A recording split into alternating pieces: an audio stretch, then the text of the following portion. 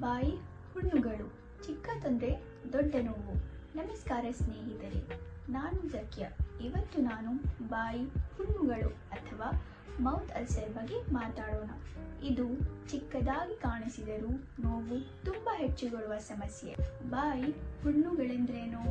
ಬಾಯಿ ಒಳಗಡೆ ನಾಲಿಗೆಯಲ್ಲಿ ತುಟಿ ಅಥವಾ ಹಲ್ಲುಗಳ ಒಳಗಡೆ ಬರುವ ಸಣ್ಣ ಪುಟ್ಟ ಹುಣ್ಣುಗಳನ್ನು ನಾವು ಬಾಯಿ ಹುಣ್ಣುಗಳನ್ನು ಎನ್ನುತ್ತೇವೆ. ಕೆಲವೊಮ್ಮೆ ಇವು ಸ್ವಲ್ಪ ದಿನಗಳಲ್ಲಿ ಹೋಗಿಬಿಡುತ್ತವೆ, ಆದರೆ ಕೆಲವೊಮ್ಮೆ ತುಂಬ ನೋವು ಕೊಡುತ್ತವೆ. ಬಾಯಿ ಹುಣ್ಣುಗಳ ಪ್ರಕಾರಗಳು. ಬಾಯಿ ಹುಣ್ಣುಗಳನ್ನು ಮುಖ್ಯವಾಗಿ 3 ಪ್ರಕಾರಗಳಾಗಿ ವಿಂಗಡಿಸಬಹುದು. ಸಣ್ಣ ಬಾಯಿ ಹುಣ್ಣುಗಳು ಅಂದರೆ ಮೈನರ್ ಅಲ್ಸರ್, ಚಿಕ್ಕ ಗೋಳಾಕಾರದ ಆಳವಿಲ್ಲದ ಗಾಯಗಳು 1-2 ವಾರಗಳಲ್ಲಿ ಸ್ವಾಭಾವಿಕವಾಗಿ ಗುಣಮುಖವಾಗುತ್ತವೆ. ಯಾವುದೇ ಗುರುತು ಉಳಿಯದೆ ಸ್ವತಃ ಮಾಯವಾಗುತ್ತವೆ. ದೊಡ್ಡ ಬಾಯಿ ಹುಣ್ಣುಗಳು ಅಂದರೆ ಮೇಜರ್ ಅಲ್ಸರ್, ದೊಡ್ಡ ಆಳವಿರುವ ಹಾಗೂ ಹೆಚ್ಚು ನೋವು ತರಿಸುವ ಗಾಯಗಳು. ಈ ಹುಣ್ಣುಗಳು 2-6 ವಾರಗಳ ಕಾಲ ಇರುತ್ತವೆ. ಗುಣಮುಖವಾಗಿ ಹೆಚ್ಚು ಸಮಯ ಬೇಕಾಗುತ್ತದೆ. ಕೆಲವೊಮ್ಮೆ ಈ ಗಾಯಗಳು ದೇಹದ ಪ್ರತಿರೋಧ ಶಕ್ತಿಯ ತೊಂದರೆಯಿಂದ ಉಂಟಾಗಬಹುದು. ಹರ್ಪಿಟಿಫಾರ್ಮ್ ಅಲ್ಸರ್, ಸಣ್ಣ ಅಸಮತೋಲಿತ ಆಕಾರದ ಹಲವಾರು ಗುಂಪು ಗಾಯಗಳು, ಹೆಚ್ಚಾಗಿ ಪುನರಾವೃತಗೊಳ್ಳುತ್ತವೆ. ಬ್ಯಾಕ್ಟೀರಿಯಾ ಅಥವಾ ವೈರಲ್ ಇನ್ಫೆಕ್ಷನ್ನಿಂದ ಉಂಟಾಗುವ ಸಾಧ್ಯತೆ. 1-2 ವಾರಗಳ ಒಳಗೆ ಗುಣಮುಖವಾಗಬಹುದು, ಆದರೆ ಮತ್ತೆ ಬರುವ ಲಕ್ಷಣವಿರುತ್ತವೆ. ಮುಖ ಪಿಡುಕೆಗಳ ಕಾರಣಗಳು. ಗಾಯಗಳು ಆಕಸ್ಮಿಕವಾಗಿ ಕಚ್ಚುವುದು, ದಂತ ಚಿಕಿತ್ಸೆಯ ಪರಿಣಾಮ ಅಥವಾ ತೂಕಾದ ಹಲ್ಲುಗಳು. ಒತ್ತಡ, ಮಾನಸಿಕ ಒತ್ತಡ, ಆತಂಕ ಅಥವಾ ಖಿನ್ನತೆ. ಹಾರ್ಮೋನಲ್ ಬದಲಾವಣೆಗಳು, ಗರ್ಭಧಾರಣೆ ಅಥವಾ ರಜೋನಿವೃತ್ತಿ.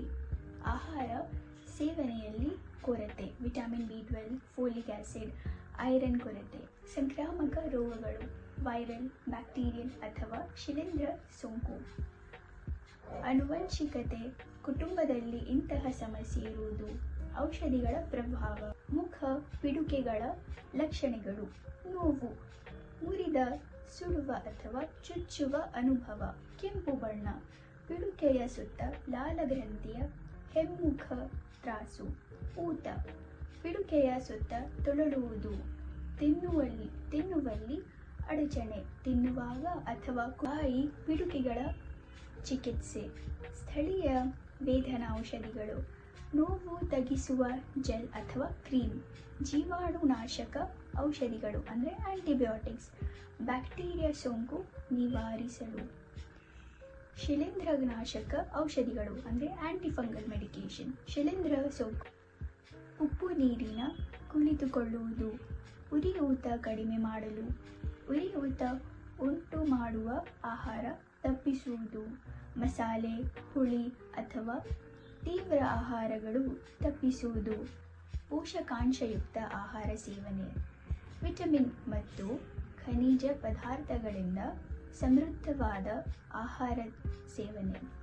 ಬಾಯಿ ಪಿಡುಕೆಗಳ ತಡೆಗಟ್ಟುವಿಕೆ. ಉತ್ತಮ ದಂತ ಆರೈಕೆ. ನಿತ್ಯ ಹಲ್ಲು ಬ್ರಷ್ ಮತ್ತು ಫ್ಲಾಸ್ ಮಾಡುವುದು. ಗಾಯ ತಡೆಯುವುದು. ತಿನ್ನುವಾಗ ಅಥವಾ ಕುಡಿಯುವಾಗ ಎಚ್ಚರಿಕೆ. ಒತ್ತಡ ನಿಯಂತ್ರಿಸುವುದು. ಒತ್ತಡ ಕಡಿಮೆ ಮಾಡುವ ವಿಧಾನಗಳನ್ನು ಅನುಸರಿಸುವುದು. ಪೋಷಕಾಂಶಯುಕ್ತ ಆಹಾರ ಸೇವನೆ. ಸಾರಾಂಶ: ಬಾಯಿ ಹುಣ್ಣುಗಳು ಸಾಮಾನ್ಯವಾಗಿ ಅಪಾಯಕಾರಿಯಲ್ಲ. ಸರಿಯಾದ ಆಹಾರ, ಒತ್ತಡ ನಿಯಂತ್ರಣೆ ಮತ್ತು ಬಾಯಿ ಆರೋಗ್ಯ ಕಾಪಾಡುವುದರಿಂದ ಇದನ್ನು ತಡೆಯಬಹುದು.